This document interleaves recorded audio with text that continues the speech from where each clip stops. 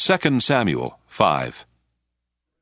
Then all the tribes of Israel came to David at Hebron and said, Look, we are your bone and flesh.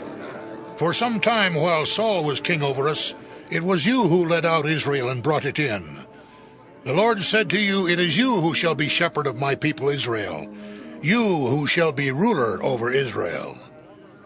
So all the elders of Israel came to the king at Hebron, and King David made a covenant with them at Hebron before the Lord, and they anointed David king over Israel. David was 30 years old when he began to reign, and he reigned 40 years. At Hebron he reigned over Judah 7 years and 6 months, and at Jerusalem he reigned over all Israel and Judah 33 years. The king and his men marched to Jerusalem against the Jebusites, the inhabitants of the land, who said to David, You will not come in here. Even the blind and the lame will turn you back. Thinking David cannot come in here. Nevertheless, David took the stronghold of Zion, which is now the city of David. David had said on that day, Whoever would strike down the Jebusites, let him get up the water shaft to attack the lame and the blind, those whom David hates. Therefore it is said, The blind and the lame shall not come into the house. David occupied the stronghold and named it the city of David. David built the city all around, from the Millo inward. And David became greater and greater, for the Lord, the God of hosts, was with him.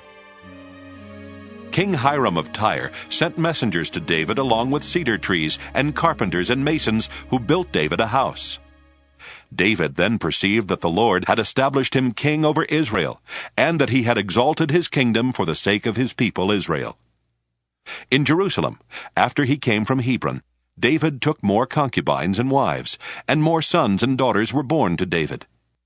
These are the names of those who were born to him in Jerusalem: Shemuah, Shobab, Nathan, Solomon, Ibhar, Elishua, Nepheg, Japhiah, Elishama, Eliada, and Eliphalet.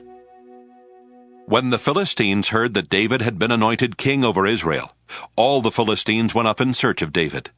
But David heard about it and went down to the stronghold. Now the Philistines had come and spread out in the valley of Rephaim. David inquired of the Lord, Shall I go up against the Philistines? Will you give them into my hand? The Lord said to David, Go up, for I will certainly give the Philistines into your hand. So David came to Baal-perazim, and David defeated them there. He said, The Lord has burst forth against my enemies before me, like a bursting flood. Therefore that place is called Baal-perazim. The Philistines abandoned their idols there, and David and his men carried them away. Once again the Philistines came up, and were spread out in the valley of Rephaim. When David inquired of the Lord, he said, You shall not go up. Go around to their rear and come upon them opposite the balsam trees. When you hear the sound of marching in the tops of the balsam trees, then be on the alert. For then the Lord has gone out before you to strike down the army of the Philistines. David did just as the Lord had commanded him, and he struck down the Philistines from Geba all the way to Gezer.